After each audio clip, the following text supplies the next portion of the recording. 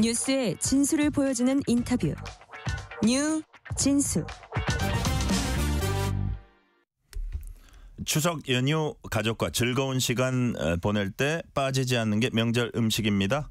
근데 먹고 싶다는 충동은 단순히 줄인 배를 채우는 것과는 다르다고 합니다. 오늘은 과연 인간이 건강을 위해서 먹는 욕망을 억제할 수 있는지 등을 탐구한 책 먹는 욕망의 저자 서울대 의과대학의 최형진 교수와 얘기 나눠봅니다. 지금 전화 연결돼 있습니다.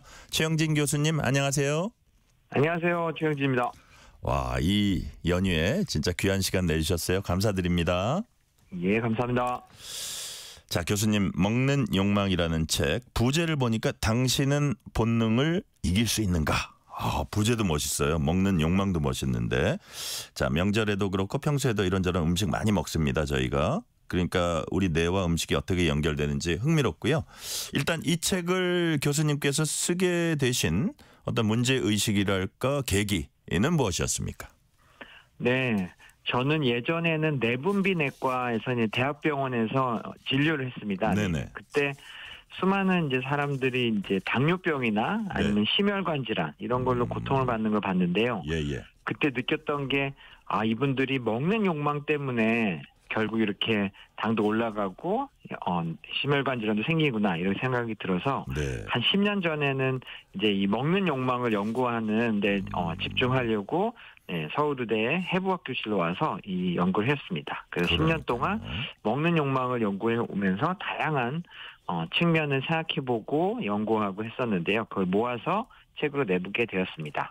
지금 교수님 말씀을 제가 딱 듣고 보니까 먹는 욕망 때문에 오히려 이런 그 각종 질환이 생기는 게 아니냐 이런 문제의식으로 출발하셨다 그랬잖아요. 다시 말해서 음식을 적당히 아주 가장 우리가 소식이 좋다는 얘기도 하지만 이렇게 적당히 조금만 먹으면 건강이 더 잘 유지될 수 있는데 우리가 이런저런 이거 몸에 좋을 것 같아 이거 맛있을 것 같아 이러고 먹는 게 오히려 건강을 저해한다 이런 문제점에서 출발하셨다. 제가 그렇게 이해해도 되겠습니까?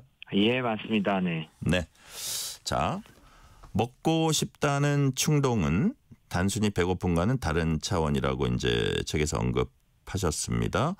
자, 그렇다면 그 뇌과학적으로 이렇게 볼 때 그 먹고 싶다는 충동, 욕망 이게 우리의 그 배고픔 정말 생리학적인 배고픔 이거하고는 좀 다른 겁니까?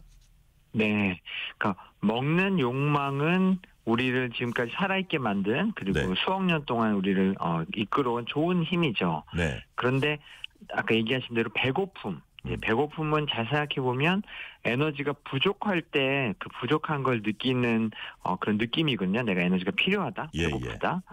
근데 현대인들을 잘 생각해보면은 배고플 때 먹는 경우도 종종 있지만 배가 불렀는데도 혹은 전혀 배고픔이 없는데도 그냥 회의를 하다가 아니면 대화를 하다가 아니면 TV를 보면서 배고픔이 전혀 없는데도 맛있어서 먹는 욕망으로 먹는 경우가 더 많은 것 같습니다. 이제는. 예를 들어서 이런 것 같아요. 그러니까 맛있어서도 먹지만 지금 회의 얘기도 하셨지만요. 교수님이 회의를 이렇게 하다가 뭔가 먹어야 될 것 같아요. 그냥 막 회의만 하면 좀 목이 마를 것 같기도 하니까 물만 먹으면 괜찮은데 야 우리 커피 한 잔씩 좀 시켜가지고 먹으면서 쿠키는 없냐. 이게 무슨 약간 사회적인 관습. 관습, 네네. 예, 관습에 의해서 그리고 이게 있어야지 좀 왠지 회의가 잘 될 것 같고 아이디어도 날 것 같은 그런 근거 없는 추측 이런 것들이 다 심리적인 요인들이 좀 이렇게 결부된다고 보시는 거예요? 네, 정확합니다. 그러니까 맛있고 아주 쾌락적에서 먹는 경우도 많지만 말씀하신 대로 영화관에 가면 왠지 팝콘을 먹어야 될 것 같은데 사실 팝콘을 평소에 좋아하시지 않는 분들도 그렇죠. 습관적으로 영화 볼 때 팝콘을 조금 먹는 것도 아니고 아주 많이 먹는 경우도 있고요. 거기다 옆에다 콜라까지 커다란 거 갖다 놓고요. 네. 그러니까. 그렇게 습관화되거나 그런 것도 있고 아니면 회의 때 약간 초조해질 때 아니면 무슨 보고서나 이런 걸 기획서 쓸 때 왠지 초조하거나 좀 걱정이 될 때 이럴 때도 그 초조한 마음을 달래기 위해서 뭔가 땅콩이든지 뭘 놓고 과자를 놓고 이제 먹으면서 이제 그 기분을 달래면서 한다든지 아니면 외로울 때도 먹기도 하고요. 참 먹는 게 우리 배고픔 말고도 수많은 경우에 이제 우리 마음을 달래주거나 아니면 네. 습관이 돼서 아주 많이 먹게 되는 것 같습니다. 거기서 조금 더 나가면 이런 사례도 있는 것 같아요. 예를 들어서 회사에서 막 속상한 일이 있었어요. 보니까 부서원들끼리 혹은 뭐 상사와 다퉜습니다. 그래가지고 나와서 그거를 나 이런 일이 있었는데 회사 동료하고 이제 의논을 해요. 그래서 야, 내가 오늘 좀 이런 일이 있었는데 이거 너 어떻게 보냐 하는데 그걸 그냥 어디 공원 벤치에 앉아서 해도 되는데 술집으로 갑니다. 네. 그 맥주집으로 가거나 그런 것들도 비슷한 우리가 사회생활을 하면서 생기는 어떤 그 심리적인 구조의 한 부분이 아닌가 싶은 생각도 듭니다. 예. 그러니까 충분히 저녁을 잘 드시고 나서 네. 하나도 더 에너지가 필요 없는데 그대로 주무셔도 되는데 말씀하신 대로 회사 동료와 그런 스트레스나 어떤 네. 갈등을 나눌 때 술과 함께 또 그 안주들을 먹는 거는 다 우리가 필요해서 배고파서 먹는 게 아니죠. 네. 그러니까요. 자, 그리고 이제 우리가 특정 음식 떠올리기만 해도 행복감이나 위안을 느끼는 경우도 있습니다. 이게 순기능도 분명히 있을 거예요. 우리가 뭐 이런저런 그 심리적인 요인으로 먹는다. 이게 많이 먹게 되니까 나쁜 측면이 더 많긴 하겠지만 좋은 냄새 또 조리하는 소리 튀김 소리만 들어도 침도 돌고 약간 먹은 것 같기도 하고 이거는 뇌과학적으로 보면 왜 그런 겁니까? 예, 맞습니다. 좋은 기능들도 많이 있죠. 이제 명절에 이제 다들 이제 반가운 분들 만나서 네. 늘 갈비찜을 먹는다든지 그렇죠. 이런 생각을 하면 참 1년에 제일 행복하고 편안한 순간일 수도 있고요. 그렇죠. 네. 그래서 네네.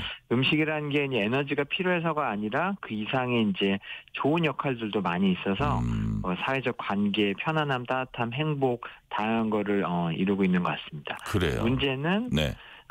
조금만 먹으면 되는데 많은 경우에 분명히 배가 부르고 힘든데도 꾸역꾸역 더 많이 이제 먹게 되는 경우가 네. 생각보다 많이 있는 것 같습니다. 그러니까요.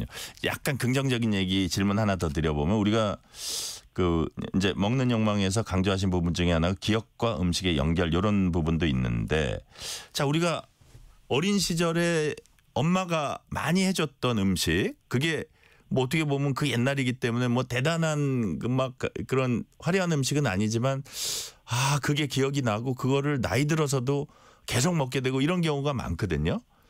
그런 거는 왜 어떤 요인이라고 보십니까? 네, 소울푸드라고도 하죠, 그렇죠. 네. 그래서 모든 사람이 혹은 모든 동물이 이제 어렸을 때 네. 이제 새로 태어난 환경이 이제 배워야 됩니다. 네. 배우면서 어떤 것이 이제 좋은 일이고 어떤 게 나쁜 일이고 어렸을 때 이제 가장 편안하고 행복한 일들 어떤 분은 아빠가 치킨을 사왔을 때 가족이 제일 행복했을 수도 있고 네. 케이크로 파티를 했을 때 행복할 수도 있고 탕수육일 수도 있고 그렇잖아요. 그렇죠. 어렸을 때 네. 엄마가 너 외식하자 뭐 먹을래 그러면 짜장면 뭐 이러기도 하고요. 네. 네. 그러니까 그런 게 그 인생의 그 희노애락 중에 아주 큰 기쁨을 이루는 것 중에 하나일 수도 있어서 네. 그건 긍정적인 면도 많이 있다고 생각합니다. 인생에 인생 힘든 일도 많지만 적어도 엄마 생각이 나는 그 중국집에서 그 짜장면을 먹을 때는 다시 좀 힘이 난다든지 그러니까요. 그래서 좋은 일도 많이 있습니다. 네. 자, 그럼 지금부터는 과연 인간이 먹는 욕망을 이겨낼 수 있을지를 이제 집중적으로 여쭤보겠습니다. 단도직입적으로 우리 최 교수님께 여쭤볼게요. 먹는 욕망, 인간의 의지로 극복할 수 있다, 없다? 있습니까? 있다고 생각합니다. 네. 어떤 의미에서 그렇습니까? 네. 그러니까 쉽게 이길 수는 없죠. 우리 인생의 수많은 나쁜 버릇들, 담배 끊는 것도 어떻게 보면 되게 어렵죠. 불가능한 사람도 있지만, 네. 끊는 사람도 있잖아요. 그러니까 네. 그래서 이게 쉬운 일은 아닌 건 분명한데, 하지만 정확히 알고, 잘, 현명하게 자기 자신을 알아내서 대응을 한다면, 담배를 끊는 것처럼 이 먹는 욕망도 우리가 이겨낼 수가 있습니다. 그러니까 담배를 끊을 때도 그냥 아무 계획이나 방식 없이 그냥 끊으면 대번 실패를 하지만 네. 자기가 언제 어떻게 피고 이런 걸 알고 그걸 약간 계획적으로 구조적으로 어느 친구가 어떻게 만나는지 이런 걸 잘 조정을 하면 훨씬 쉽게 끊을 수가 있거든요. 네. 그것처럼 먹는 욕망 극복도 그냥 무조건 의지로 참는 게 아니라 좀 더 스마트하게 자기 네. 자신을 알아가면서 하면은 그래도 훨씬 더 잘 조절할 수 있다고 생각합니다. 저희 회사 선배 중에요. 퇴직하신 분인데 이런 분이 있었어요. 이 담배를 무조건 끊어. 옛날에는 진짜 실내에서 담배 피던 시절이 있었거든요. 제가 입사 초기나 이럴 때는. 근데 그게 이제 실외로 나갔고 이제 담배 금연 운동이 많이 확산됐는데 담배를 그 옛날에 끊어야 된다 그러면서 보건복지부에서 담배로 인해서 폐가 망가진 그 포스터가 있어요. 그거를 네. 사무실 저 벽마다 붙이고 다니던 선배가 있었는데 그런 네. 것들이 효과가 없진 않았던 것 같아요. 예를 들어서 그렇죠. 약간의 네. 충격요법 그런 네네. 것도 있는데 지금 교수님께서 나쁜 버릇 같은 거 담배 같은 거 잘 못 끊고 그러기 때문에 우리가 정확히 알고 현명하게 요거를 자기가 잘 이렇게 세심하게 방법이나 뭐 인식을 해가지고 그거를 좀 그 폭식이나 이런 것도 좀 멀리해야 된다 이런 지금 표현을 쓰셨잖아요. 그래서 네네. 그렇다면 제가 아까 그 담배를 끊을 때 복지부 포스터 얘기도 했지만 구체적으로 그 어떤 방법, 어떤 생각으로 우리가 먹는 욕망을 다스리고 가급적이면 우리가 소식이라는 표현을 하긴 하는데 좀 생존에 그 기본적으로 필요한 욕망 위주로 해결을 해 나가면서 좀 그 플러스 알파로 먹는 거는 최소화시키자 뭐 이런 차원 같거든요. 네. 네. 근데 이게 어떻게 그냥 방법을 구체적으로 아까는 이제 그 정확히 알고 현명하게 이해하고 이렇게 대처해야 된다고 네. 하셨는데 그걸 좀 또 구체적으로 좀 사람들이 네. 알아듣기 쉽게 얘기하면 어떤 게 있을까요? 네, 이게 담배보다 훨씬 어려운 이유 중에 하나는 네. 누구나 훨씬 쉽게 합리화를 합니다. 그러니까 담배가 나쁘고 폐암이라는 거는 옛날엔 몰랐지만 이제 다 알아가지고 명백하죠. 인정을 하죠. 예, 담배 예. 명백히 나쁘고 난 끊어야 된다 하는데 만약 뭐 짜장면이다 아니면 네. 뭐 초콜릿 케이크이다 이러면 예. 꼭 끊어야 하나? 아니 꼭 줄여야 하나? 아니 그 그러니까요. 내 인생에 뭐 도움이 되는 게 아닌가? 이걸 써야 내가 일을 더 잘하지 않나? 뭐 이런 이유로 합리화. 그렇게 정확히 정면 그러니까 현실 직면을 잘 못하거나 아니면 숨거나 네. 합리화하는 게 많습니다. 그래서 네. 담배랑도 비슷하게 아, 그 자기 성찰을 해보면 과연 이 초코 케이크가 예. 내 인생에 주는 득이 더 큰지 해가 더 큰지 이런 걸 생각해보고 네네. 이게 뭐 전 아예 안 먹자는 얘기가 아니라 뭐 일주일에 한 번 정도 뭐 한 조각 먹는다 뭐 이 정도 네. 할 수 있는데 과연 뭐 거의 매일 뭐 반 개씩 반 케이크를 먹는다든지 이거는 스스로 이제 이건 과하다. 그래서 자기 성찰로 이제 그 문제 인식 모든 문제의 시작은 그 문제를 발견하고 인식하는 거기 때문에요. 네네. 그런 것부터가 중요할 것 같고요. 그래서 일단 동기부여가 시작이 되면 네. 그 다음에는 자기가 어디서 넘어지는지를 찾는 게 저는 되게 도움이 되는 것 같아요. 어디서 술 넘어지는지 찾는다. 네네. 예. 술 마시다가 이렇게 폭주하는 분도 있고 집에 오면 항상 뭐 그 과자 바구니가 있는데 그걸 볼 때마다 넘어지는 분도 있고 네네 그런 것처럼 근데 이거는 그러니까 구체적인 방법 하나를 뭐 무조건 뭐 무슨 콩을 먹으면 좋습니다 이렇게 할 수 없는 게 네. 사람마다 그 넘어지는 지점들이 다 너무 달라요. 그렇죠. 네, 어떤 분은 떡이 문제인 분도 있고요. 뭐 그래서 근데 그거를 이제 알아내는 거가 이제 그 다음 단계인 것 같아요. 문제이다. 그러면 어떤 데서 내가 이게 시작이 되는가, 트리거가 되는가, 뭐 네. 이런 걸 찾아내는 게. 예.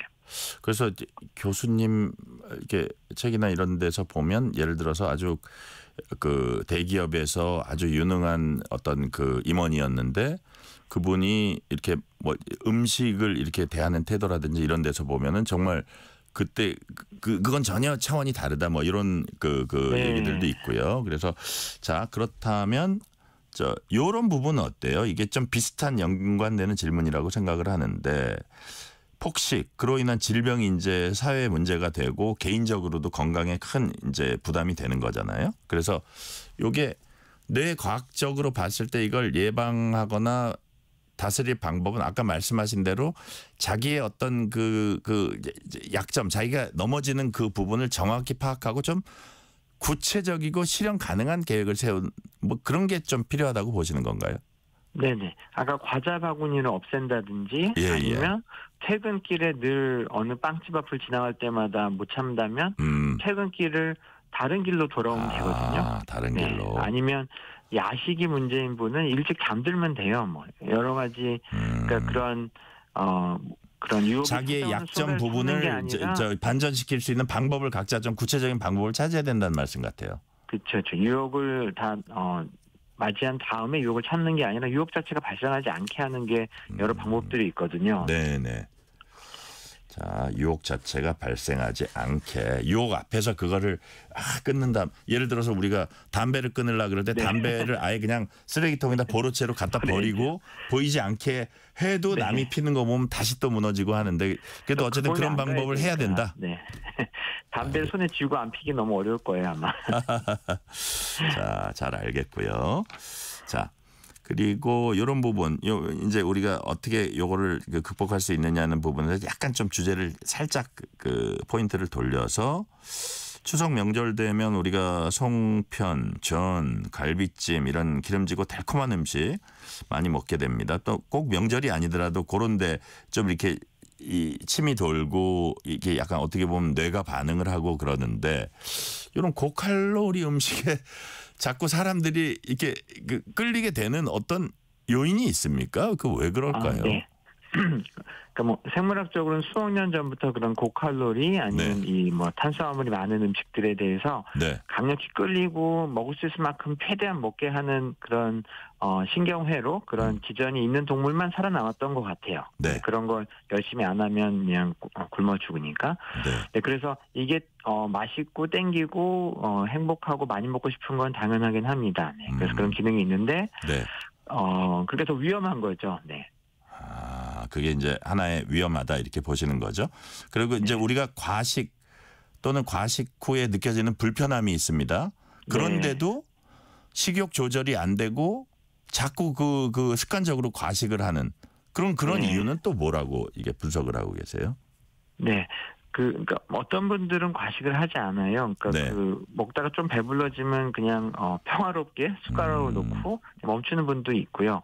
네, 많은 분들은 멈추지 못하고 어떤 분들은 뭐 남은 음식이 아까워서 아니면 이것도 뭐 하나의 습관이 돼가지고 그런 아주 맛있는 뭐 전이나 이제 송편이나 뭐 갈비찜 같은 게 있으면은 지금 뭐 몇 조각을 더 마저 먹어야 할 것 같은 그런 뭐 생각들이 이제 들게 되는 것 같아요. 계속 먹어야겠다. 과식을 하게 되는. 그래서 뭐 해결 방법은 그러니까 좀 더 이성적으로 현명해서 생각한다 그러면 모두 다 아마 알고 있을 것 같아요. 어느 정도가 적절한 양인가. 막 배 터질 정도로 배부르고 하면 기분도 안 좋잖아요. 그 전에 한참 전에 한 요 정도 먹고 우리 즐겁게 끝내고 우리 차라리 무슨 뭐 윷놀이를 하거나 다른 걸 하지 이걸 또 굳이 전을 많이 붙여가지고 끝까지 다 먹자 이렇게 그러니까 집안 문화적으로 할 필요가 없는 것 같아요. 네. 교수님 그리고 우리 위고비라고 있잖아요. 비만 치료제 이거 뭐 게임 체인저라고도 하는데 이게 어쨌든 어떻게 이거는 진짜 게임 체인저라고 정말 보시는지 이게 어쨌든 우리 비만을 치료하고 이 먹는 거를 좀 억제하는 데 있어서 어떤 원리로 지금 이게 작용을 하는 겁니까? 네. 위고비는 장에서 나오는 호르몬, 생리적으로 나오는 호르몬인 GLP-1 숫자 1 그 호르몬의 유사한 물질이고요. 이건 우리 인슐린이 우리 생리적으로 건강하게 하루에 3번씩 일을 하듯이 먹고 나서 얘도 먹을 때마다 나와서 장에서 나와서 배불러 이제 그만 먹어 이런 거 알려주는 생리적인 호르몬입니다. 근데 이 호르몬을 훨씬 더 강력하고 오래가게 만든 거여서 어떻게 보면 굉장히 건강하게 배부른 느낌을 하루 종일 많이 느끼게 만드는 혹은 음식을 시작하자마자 너무 배불러서 못 먹겠네 만드는 건강한 방식으로 배부르게 만들어서 살을 빼게 하는 그런 혁신적인 약이고요. 그래서 이 약이 이제 아주 살도 많이 빼게 하지만 아주 많은 사람들이 쓰고 있어서요. 처음으로 이 미국의 비만 유병률이 매년 올라가기만 했거든요. 근데 이제 재작년부터 줄기 시작했습니다. 그래서 인류가 이 비만의 팬데믹이라고도 부르거든요. 계속 늘어나가지고 비만의 팬데믹 시작했습니다. 이 위고비가 나온 다음에 비만의 팬데믹 이 상승세 그래프 뭐라 그럴까 이게 선이 처음으로 꺾였어요. 인류가 한 번도 못 꺾었던 거. 그 무슨 여러 캠페인을 하고 해도 못 꺾었던 건데. 약이 나와서 꺾였습니다. 어떻게 보면 위대한 약이네요. 위대한 약입니다. 그리고 더 나아가면 아까 심혈관 질환 때문에 제가 시작했다 했잖아요. 이 약이 이제 미용약이 아니라 이건 심혈관 질환을 줄이는 걸 입증을 했습니다. 20%나 줄였어요. 5명 중에 1명을 살리는 걸 입증을 해가지고 네, 아주 심혈관 미용적인 질환이에요? 비만이 아니라 네, 생명을 살리는 약으로 또 등극하게 됐습니다. 네. 이야, 엄청난 약이군요. 근데 네. 언뜻 들어보니까 조금 가격이 비싸더라고요. 아직은. 네. 요게 가격이 좀 떨어질 수도, 이게 더 확산되면 떨어질 수도 네네. 있을까요? 계속 떨어질 겁니다. 이제 앞으로. 아, 그래요? 그러면 네. 이거를 어쨌든 부작용 같은 거는 그렇게 많지 않아요? 그러니까 너무너무 배부르면 메스껍고 막 토할 것 같고 그러잖아요. 네. 그래서 이걸 처음 맞으면 메스껍고 토할 것 같고 토하는 분도 있고 하긴 한데요. 네. 네, 그거는 느낌이 그런 거지 몸에 해로운 건 아닌 것 같고요. 그리고 그것도 용량을 잘 조절해서 조금씩 늘려가고 또 쓰다 보면은 대부분 처음만 있다 없어지는 것 같아서 네, 그런 약에 대한 왜냐하면 생리적으로 쓰는 호르몬이기 때문에 네. 예상 못했던 다른 부작용은 별로 없는 것 같고요. 근데 한 가지 제일 요즘 걱정하고 있는 건 이게 굶어서 살을 빼게 하는 거거든요. 결국 식욕을 줄여서. 근데 굶으면 근육도 많이 줄거든요. 그래서 워낙 강력한 약이다 보니까 근육 감소가 지금 제일 큰 이제 부작용이라고 저는 생각합니다. 네. 근육 감소 이 부분은 네. 이제 드시는 분들도 감안하고 안 먹으면 그러면 안 먹게 되면 다른 방식으로라도 네, 단백질을 최소한은 섭취하면서 운동을 해야 된다. 네네. 그렇게 약을 쓸 때 하는 게 아주 필요할 것 같습니다. 근육 감소 이 부분에는 특별히 주의해서 위고비를 들면 아주 금상첨화겠다 그런 취지의 말씀이시고요. 아까 그 심혈관 질환 위고비 얘기하면서 그런 얘기도 하셨는데 역시 심혈관 질환하면 우리가 또 음주, 술 이 부분을 생각하지 않을 수가 없어요. 그래서 명절에 보면은 이제 술 곁들이는 경우도 이제 가족들 모였으니까 많습니다. 자, 알코올이 뇌에 미치는 영향, 특히 이게 네. 먹는 욕망하고 결합됐을 때 교수님 보시기엔 어떤 문제가 생길 수 있다고 보십니까? 네, 술이 우리를 생각을 좀 약간 느슨하게 하잖아요, 편안하게. 네, 그게 그러면 나와서 이제 원래 이성을 똑바로 차리고 내가 이제 당뇨병도 있고 하니까 덜 먹어야지 이런 자제력이 있잖아요. 네. 근데 술을 먹게 되면 이제 그런 자제력 같은 게 이제 에라 모르겠다 이제 그런 상황이 되는 것 같아요. 그래서 술을 먹게 되면 그런 자제력을 잃고 먹는 걸 폭주하고 과식을 많이 하게 되는 것 같고 또 술 자체도 칼로리가 있고 하기 때문에 특히 명절에 이제 술과 곁들여서 이제 음식을 많이 먹게 되는 경우가 많아서 주의를 하는 게 좋을 것 같습니다. 그러니까요. 그거는 건강을 이중으로 건강에 더 부담을 줄 수 있다는 말씀이시고요. 최근 이제 건강 중시하는 사람들 특히 이제 젊은층 중심으로 해서요. 대체 음식이나 저칼로리 전 같은 새로운 명절 음식도 나오고 있더라고요. 이런 음식의 변화가 내 음식 욕망 패턴에도 좀 영향을 줄 수 있을까요? 네, 그런 그러니까 살찌는지 않는 설탕이 아닌 감미료를 쓴 음식들이 살 안 찌게 하는데 아주 큰 도움이 됩니다.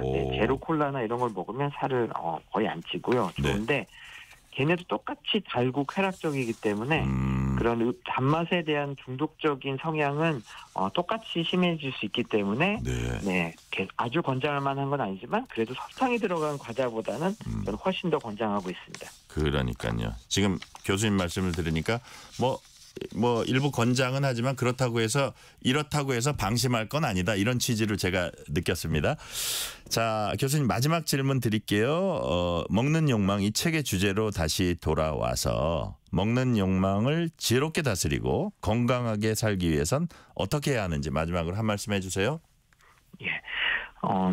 자신의 인생에 너무 과도하게 먹는 혹은 건강 해칠 정도로 먹는 그런 걸 잘 찾아내셔서요. 인정을 하고 슬기롭게 바꿀 수 있는 어떤 방법을 찾으신다면 행복하게 좋아하는 음식 먹으면서도 너무 살찐다든지 당뇨병 이런 걸 고생한다든지 이런 거 없이 지낼 수 있을 겁니다. 지혜롭게 자기 자신을 성찰해 보십시오. 네. 알겠습니다. 자기 자신 잘 성찰해서 행복하게 건강하게 살 수 있는 그런 먹는 법 자기가 개발할 수 있었으면 좋겠다는 말씀. 그 말씀까지 오늘 듣겠습니다. 지금까지 최형진 서울대 의과대학 교수였습니다. 교수님 말씀 감사합니다. 예, 감사합니다. 편지 왔습니다.